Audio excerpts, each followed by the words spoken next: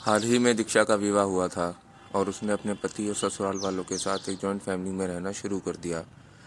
कुछ दिनों के बाद उसे पता चला कि वह अपनी सास के साथ नहीं रह सकती। दीक्षा की सास रूढ़िवादी थी, जबकि दीक्षा आधुनिक जीवन शैली जीने वाली लड़की थी। जल्द ही उनके बीच झगड़े होने लगे।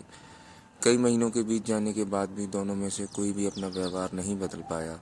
समय के साथ साथ दीक्षा और ज़्यादा आक्रामक हो गई और उसे अपनी सास से नफरत होना शुरू हो गया। वह सोचने लगे कि कैसे अपनी सास से छुटकारा पाया जाए। एक बार हमेशा की तरह जब उसने अपनी सास से झगड़ा किया और उसके पति ने अपनी मां की साइड ले ली, तब दीक्षा गुस्सा हो गई और अपने मायके चली गई। दीक्षा के पिता एक केमिस्ट थे। उसने अपने पिता को पूरी बात बताई। उसने अपने पिता से कहा कि उसे कुछ जहर दे ताकि वह अपनी सास के खाने में मिलाकर उसे छुटकारा पा सके, नहीं तो वह अपने पति के घर वापस नहीं जाएगी। दीक्षा के पिता को यह सब जानकर काफ़ी दुख हुआ और उन्होंने अपनी बेटी से कहा, अगर तुम अपनी सास को जहर देती हो तो तुम और मैं दोनों जेल जाएंगे। ऐसा करना ठीक नहीं है। लेकिन दीक्षा सुनने और समझने की हालत में नहीं थी। आखिरकार उसके पिता ने कहा, ठीक है, जैसा तुम चाहती हो वैसा ही होगा, लेकिन मैं तुम्हें जेल में नहीं देखना चाहता। उसके पिता अंदर से पाउडर लाए और कहा, हर दिन जब तुम दोपहर को भोजन या रात का भोजन करते हो तो अपनी सास के खाने में इसे मिला देना। इससे धीरे धीरे कुछ महीने में वो मर जाएगी और लोग सोचेंगे कि वह प्राकृतिक रूप से मरी है। उन्होंने यह भी कहा, क्योंकि किसी को भी तुम पर शक नहीं होना चाहिए, इसलिए आज से तुम अपनी सास के साथ नहीं लड़ोगी, बल्कि तुम उनकी देखभाल करोगी। भले ही वो कुछ भी कहें, तुम गुस्से से बात नहीं करोगी और हमेशा शांत रहोगी। दीक्षा सहमत हो गई और अपने ससुराल वापस आ गई और अपने पिता की सलाह के अनुसार उसने अपनी सास के खाने में पाउडर मिक्स करना शुरू कर दिया और बड़े ही प्यार के साथ बात करना शुरू कर दिया। समय बीतने के साथ साथ दीक्षा की सास का नेचर भी बदलना शुरू हो गया, क्योंकि दीक्षा अब अपनी सास की बहुत देखभाल करने लगी थी।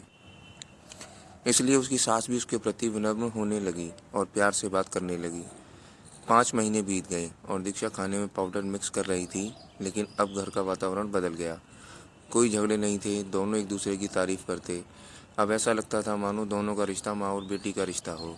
अब दीक्षा को चिंता होने लगी कि पाउडर की वजह से उसकी सास जल्द ही मर सकती है। वह अपने पिता के घर पर गई और उनसे कहा, पिताजी, कृपया मुझे उस जहरीले पाउडर के प्रभाव को ठीक करने के लिए इलाज बताएं। मैं अपनी सास को खोना नहीं चाहती। वह मेरी माँ की तरह है और मैं उसे अब बहुत प्यार करती हूँ। उसके पिता मुस्कुराए और कहा, कौन सा जहर? मैंने तुम्हें बस एक स्वीटनर दिया था। दीक्षा हैरान थी और उसने अपने पिता से पूछा कि उन्होंने ऐसा क्यों किया।